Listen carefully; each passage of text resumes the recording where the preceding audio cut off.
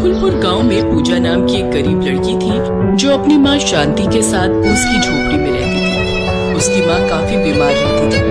एक दिन पूजा अपनी माँ को दवाई देते हुए कहती है, माँ ये लो, उठो और दवाई खा लो। रोज रोज इस बीमारी में पड़े रहने से तो अच्छा होता कि भगवान मुझे अपने पास ही बुला लेता।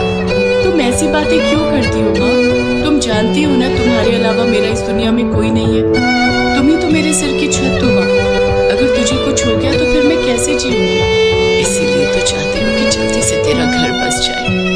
अपनी माँ की सुनी आंखों में खुद की शादी का ख्याल देखकर पूजा बात को बदलते हुए कहती है, आप भी ना माँ, जब देखो मुझे अपनी बातों में उलझाए रखती है। अब मैं जल्दी से खेतों में से मूली तोड़कर बाजार में बेच आती हूँ, नहीं तो कोई और उसे ना ले जाए। मूली तोड़ने के बाद पूजा उसे बाजार में ले जाकर बेचने बैठ जाती है।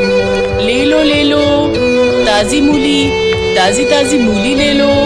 लेकिन उसकी आवाज सुनकर भी कोई उस गरीब से मूली नहीं खरीदता। तभी कुछ देर बाद एक नौजवान ग्राहक उसके पास आता है और उससे कहता है, कैसे दी ये मूली? जी 20 रुपए किलो है बाबूजी, खरीद लीजिएगा तो एक गरीब के घर का चूल्हा जल जाएगा। उसकी बातों में छुपी गरीबी को देखकर नीरज का मन भी पिघल जाता है और वो कहता है, ऐसा कीजिए, ये सारी मूली तोल दीजिए और ये 200 रुपया रखिए। नीरज की दरियादिली देखकर पूजा का उदास चेहरा खुशी से भर जाता है और वो खुश होकर नीरज से कहती है, बहुत बहुत शुक्रिया साहब आपका।